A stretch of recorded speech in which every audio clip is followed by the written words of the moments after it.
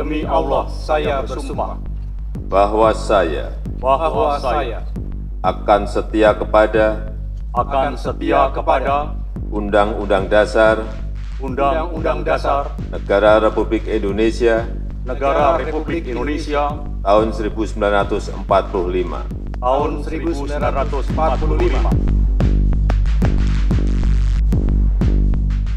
Saya kira saya tidak ragu memberikan tempat untuk Kementerian ATR BPN karena ini urusan manajemen. Saya kira beliau akan sangat siap.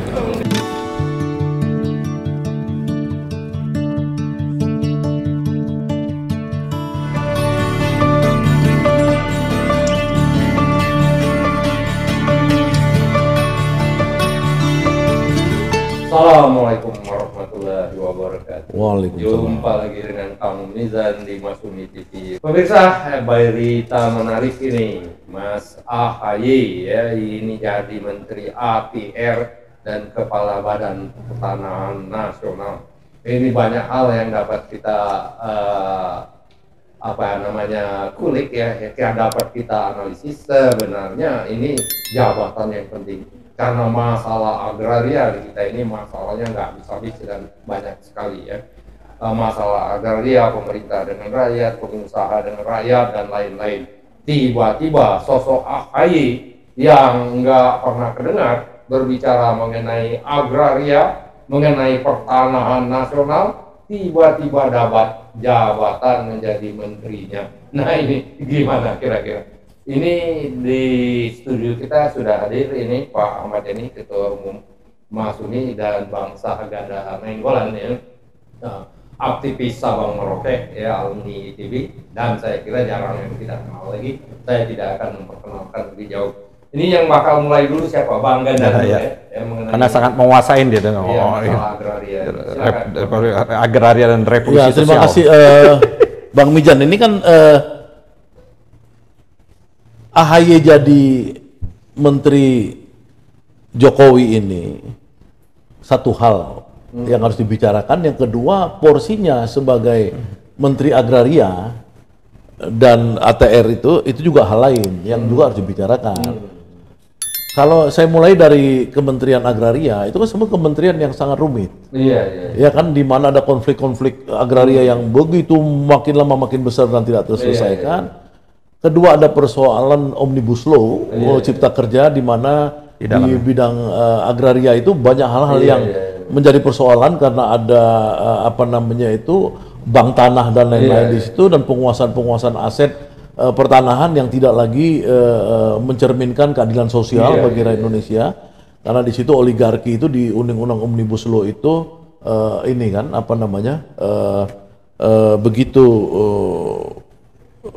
membuat ketidakadilan begitu besar. Nah, jadi sebenarnya kalau orang menempatkan menteri dalam portofolio yang rumit seperti itu, harusnya menteri itu nggak boleh gampang diganti. Ya, kan nggak bisa misalkan hanya gara-gara mau mengakomodasi AHY, menteri yang sini Hadi pindah kemari, ini pindah kemudian indikasi kosong untuk AHY. Nggak bisa, ini menterinya nggak gampang. Kalau menterinya, mohon maaf, Menteri Pemuda Olahraga misalnya gitu, itu masih inilah gitu ya, walaupun itu tetap kita nggak bilang segampang itu. Nah, jadi menurut saya ini ugal-ugalan. Jokowi ini ugal-ugalan. Nggak boleh dia mengganti-ganti menteri di saat-saat terakhir, karena kan setiap kementerian itu punya target-target. Ya bukan hanya target bagi-bagi sertifikat, tapi juga target reforma agraria. Karena Jokowi ini sudah mengatakan dalam nawacitanya akan membagi-bagikan bukan sertifikat, tapi tanah kan. 9 tahun yang lalu. Ya, 9,5 tahun yang lalu. 9 tahun. Ya, 9,5 kan. 9,5, tapi tidak terrealisasi sampai sekarang. Nanti jangan-jangan nanti yang dituduh ada AHY karena dia menjadi menteri di situ. Ini satu. Yang kedua, AHY ini kan sudah menyatakan oposisi terhadap Jokowi. Ini kan sudah 9,5 tahun. Dia ini kan berkoalisi dengan Prabowo. Ini membuat kebingungan publik ini sekarang. Ya kan? Sebenarnya koalisi ini koalisi dengan Jokowi atau koalisi dengan Prabowo. Ya, karena makanya saya lihat kok Sekjen Gerindra kaget tuh. Ya kan saya baca di koran, kaget kok ada pengangkatan AHY, karena AHY ini kan diproyeksi nanti akan menjadi menteri di kabinet baru kabinetnya Prabowo dong, karena dia koalisi ini. Dan di sini dia masih oposisi. Dia kan nggak pernah menyatakan diri dia masuk di koalisi KIB, ya kan itu. Dan Jokowi juga harusnya memutuskan siapa in siapa out dari partai lain, bukan profesional ya. Partai lain tuh harus seizin daripada menteri-menteri partai-partai politik yang mendukung dia jadi presiden sampai 2024. Nah, ini memang membingungkan karena apa? Karena nanti kelihatan ada dua matahari kembar. Ini yang bahaya, dua matahari kembar. Jadi orang pengen tahu sebenarnya ke depan ini, koalisi ke depan kalau misalkan Prabowo nanti dinyatakan menang oleh KPU secara resmi, ya kan? Apakah dia yang mimpin koalisi ini Jokowi tetap, ya, atau Prabowo, ya kan? Karena kan hari ini kita lihat Pak Dasko dari pimpinan Gerindra mengatakan bahwa tidak ada matahari kembar ke depan. Budiman Sujatmiko juga saya sudah mengatakan pemimpin koalisi ke depan itu jika mereka menang adalah Prabowo bukan Jokowi. Nah, inilah yang membingungkan ya. Dua langkah bingung ini, satu langkah sebelumnya adalah langkah dia memanggil Surya Paloh, ya, tapi nggak jelas isinya ke publik, pura-pura main dramaturgi gitu, ya kan. Yang kedua pemberian kepada AHY ini. Jadi ini agak-agak rumit, perlu kita cermatin karena apa? Karena ini akan memperpanjang suasana instabilitas nasional, ya, apabila ya sikap-sikap permainan Jokowi ini ya itu tetap upayanya itu memperburuk situasi, ya, bukan membuat suasana itu makin adem, makin ini. Dia di mana-mana pokoknya mikirnya bagaimana orang kepecah belah dan habis itu dia pemimpinnya. Ini kan cara-cara yang sebenarnya untuk orang yang mau selesai jabatan, ya udahlah, kamu kan udah mau selesai, ya kan jabatan, ngapain lagi sibuk-sibuk cawe-cawe mainin kabinet dan lain-lain gitu. Itu pandangan saya. Sebenarnya sangat jelas sekali ya, pengangkatan AHY ini bukan mempunyai tujuan yang objektif ya, tujuan untuk memperbaiki masalah ATR dan pertanahan. Nggak ada 8 bulan orang bisa apa? Dan ya kan? Ini saya ingat itu kalau banyak di pemerintah daerah itu pergantian kepala dinasnya itu asal-asalan saja. Ya, kepala dinas pertamanan dan pemakaman dijadikan kepala dinas pendidikan. Kira-kira gitu. Ya ini AHY yang nggak mengerti apa-apa masalah pertanahan dan agraria jadi menteri agraria. Jadi jelas sekali yang dimauin oleh Jokowi itu bukan untuk menyelesaikan masalah-masalah pertanahan atau untuk meletakkan dasar yang lebih bagus untuk ke depannya. Nah, kira-kira Bang Yani gimana nih? Yang pertama reshuffle ya, atau penggantian kabinet itu kan harus punya alur logika. Dia harus punya alur logika.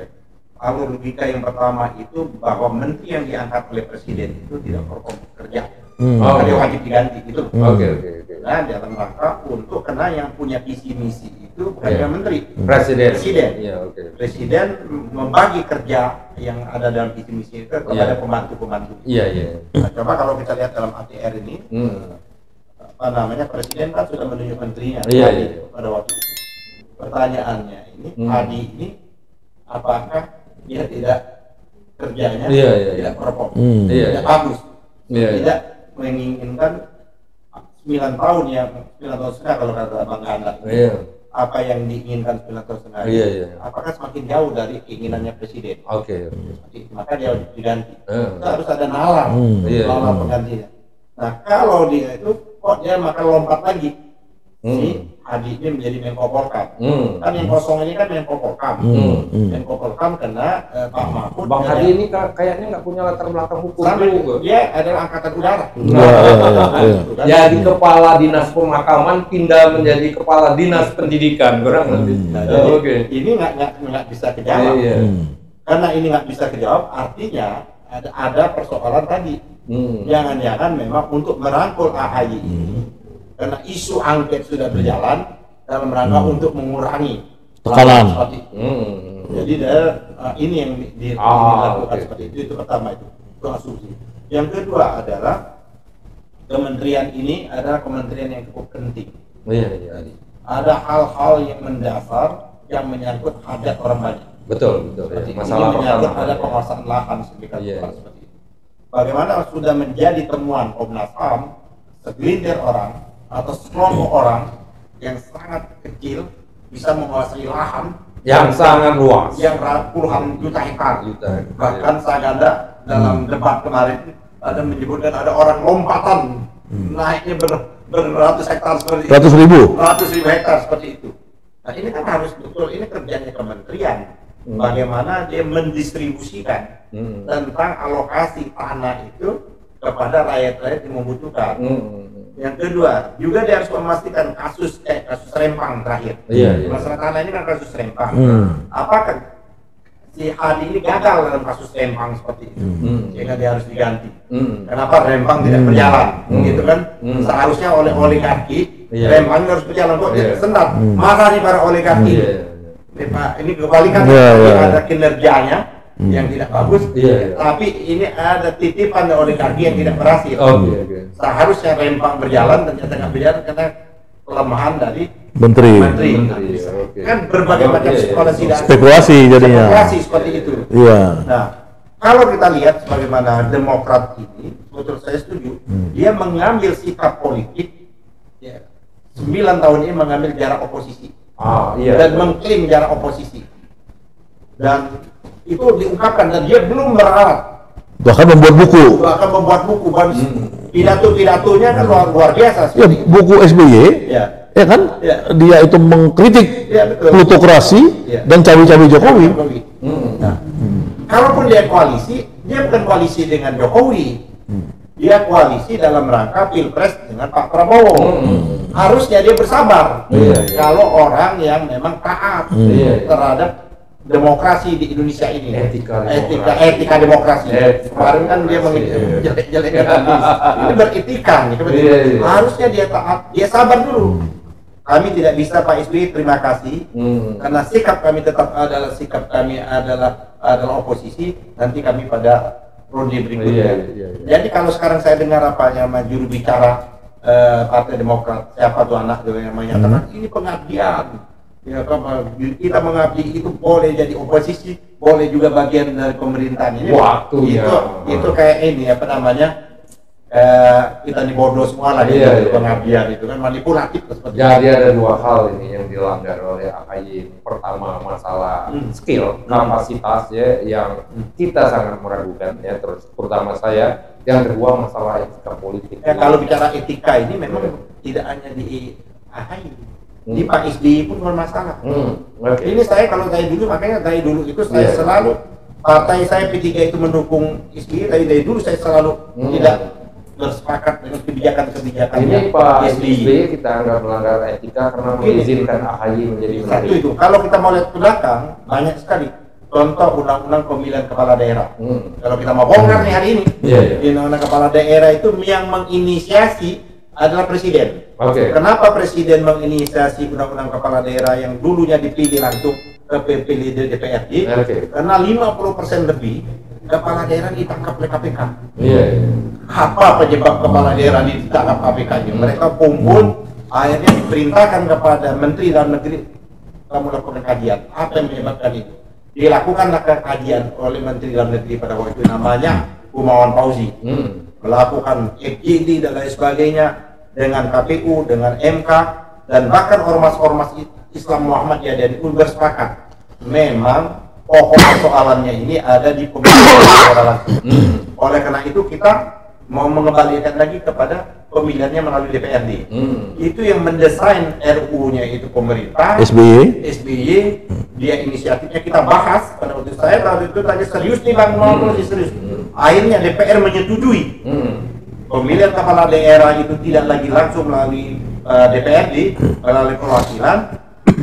Diketok SBY pada waktu itu masih di luar negeri, pulang dia berpulang. Itu gimana itu? Itu guru besar saya Pak ini Pak Profesor Bagirmanan pada itu tidak beretika, itu melanggar etik dan melanggar juga harusnya dimakzulkan ya pada waktu itu. Cuman memang ujungnya memang pada waktu itu mepet kan, udah masa model kayak sekarang ini. Nah jadi menurut saya ya kalau sekarang SBY balik lagi itu ya udah memang karakter sudah biasa. Gitu. Tidak beretika itu bukan hal yang baru bagi beliau. Ya, saya kira ini pelajaran yang berharga sekali ya. Dan jadi begini ya Kang, apa bisa banyak dilakukan dalam waktu hanya 8 bulan? Karena kan yang banyak menguasai ini masalah. Enggak, kalau itu nggak mungkin lah. Jadi sebenarnya seperti orang masuk ke etalase aja ya, jadi boneka apa segala, nggak mungkin dong. Orang 8 bulan dia mau lakukan apa? Ya kan, apalagi nggak pernah punya pengalaman di pemerintahan. Kecuali dia pernah jadi gubernur atau pernah jadi ini. Itu Menteri Pertahanan. Ya kalau pertahanan mungkin ya, dia mungkin ada sedikit. Pertahanan kan dekat. Karena sekolahnya itu masternya dia di di Harvard itu kan. Saya pernah menulis kan SBY dan anak-anak Harvard itu kan. Ya Pak AHY dan anak Harvard saya pernah nulis. Memang dia kajiannya strategi global politik kan. Jadi kalau dia di agraria ini menurut saya itu memang Jokowi ini sudah bagaimana ya, dia tuh kepalanya udah politik dagang sapi aja.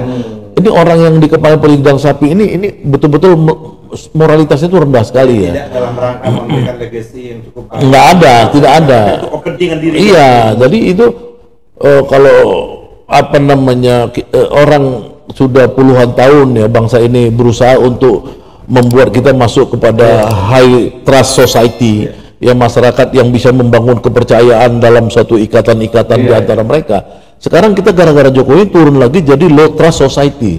Jadi kita ini makin ragu. Ini pemilu pasti curang. Ya kan, nanti menteri pasti songgok menyogok. Ini pasti politik dagang sapi. Jadi kita makin lama tetap aja makin hancur ini. Kepercayaan kita. Pernyataannya Faisal Asegaf yang merusak negara ini satu keluarga. Iya, kalau dia bilang satu keluarga kan, ibu, bapak, anak ini kan, Jokowi ini. Dan coba maksud kita kembali ke kita tadi, khusus AHY ini memang ini nggak jelas lah. Kalau orang mau magang oke magang, tapi magang itu kan sebenarnya tidak perlu melanggar satu prinsip-prinsip kebangsaan yang penting. Ya, misalkan saya tadi soal oposisi itu udah bagus, partai itu mengawal jalannya pemerintahan di luar sistem. Jangan dibilang gampang sulit, enggak. Yang kedua ya, kalau Jokowinya sendiri dia mau ngundang orang masuk dalam kabinet di mana dari partai yang tidak mendukung dia juga harus kasih tahu dong. Itu kan etika, nggak boleh sembarang-sembarang. Saya setuju sama Ganda di dalam konteks ini. Kan dia didukung oleh yang partai-partai yang ada. Iya. Kan ada partai-partai. Kalau masih belum ada satupun partai itu menyatakan keluar dari koalisi. Belum ada. Harusnya diajak dulu. Iya, itu kan sama kayak 2019 kan, waktu P3-nya Ahmad Yani dulu kan akhirnya gabung ke Jokowi karena itu diputuskan partai. Bukan Jokowi yang mutusin, tapi ada Megawati, ada Hanura, Pak Wiranto dulu, ada macam-macam orang kan di situ. Ini juga menjadi persoalan sesungguhnya di internal. Kapan keputusan partai tertinggi majelis partai. Nah, ini persoalan juga memang di Demokrat ini. Ya, karena waktunya 2 hari kan. Kita belum pernah mendengar ada kongres majelis partai Demokrat ini dan rapat pleno lah. Iya, untuk memutuskan masuk ke dalam koalisi kan. Iya. Atau diputuskan cukup satu meja makan pagi. Ya, itu nggak tahu kita. Ya. Majelis tinggi SBY kan, ketua umumnya AHY ya sudah selesai di satu meja kan. Iya, pantas kalau gitu Muldoko mau ngerebut partai itu kan. Kalau partainya nggak punya marwah ya wajar orang mau ngerebut. Ya, kalau kata pendapat ingin memberikan mendemokratisasi Partai Demokrat. Itu. Dan yang paling kepentingan elit yang paling sedih itu kan gini ya. Kayak saya ini kan termasuk yang pidato di sama Pak Ahmad Yani juga. Pidato di Partai Demokrat. Ya, pada waktu yang waktu Muldoko mencaplok, kita cap jempol darah. Jadi kita ini semua ditusuk-tusuk nih, tangan kita di Demokrat itu dikasih di spanduk besar, menolak pembegalan Partai Demokrat. Nah, kita sebagai bagian civil society waktu itu mendukung Demokrat, ya karena dia itu mau dihancurkan, dirampok oleh Jokowi dan Muldoko. Nggak bisa dong kalau Muldoko doang, pasti ada Jokowi pasti ada di belakangnya, nggak mungkin nggak kan. Ini kepastian dalam pengertian politik ya, bukan hukum, nanti tuntut lagi kita ya kan. Kepastian politik itu bahwa Jokowi, Muldoko dan lain itu kan pasti dia mau ngambil Demokrat ini. Nah, masa SBY kayak gitu bisa segampang itu kemudian kayak naif gitu loh. Menurut saya sih ya kita ya lu koalisi Prabowo, tapi nanti 2000 Oktober nanti lah. 24 nanti Oktober. 8 bulan sabar. Iya, nggak urus sama Jokowinya gitu loh. Kalau bahasanya ojo ke susu. Ojo ke susu. Ojo ke susu Pak SBY. Iya. Ya, saya kira demikian ya, kelihatannya gaya ugal-ugalan Jokowi ini terus berlanjut. Sekarang vulgar sekali mengangkat AHY dan ini akan sangat mengecewakan publik ya. Dan harapan untuk Indonesia yang lebih baik itu tambah mengecil ya. Indonesia masuk akan menjadi utopi. Indonesia malah harapan Indonesia bukan emas 24 karat tapi ya kan emas imitasi. Potensi Indonesia lenyap 2030 kayaknya makin mendekat ini. Nah, itu kan Prabowo dulu pernah mengungkapkan. Dan sekarang bisa senjata makan tuan. Waktu Prabowo Indonesia bisa lenyap. Mungkin, insya Allah enggak ya. Demikian pemirsa, saya kira mudah-mudahan bermanfaat bagi kita semua dan bagi masyarakat. Wabillahi taufiq wal hidayah. Wassalamualaikum warahmatullahi wabarakatuh. Waalaikumsalam warahmatullahi wabarakatuh.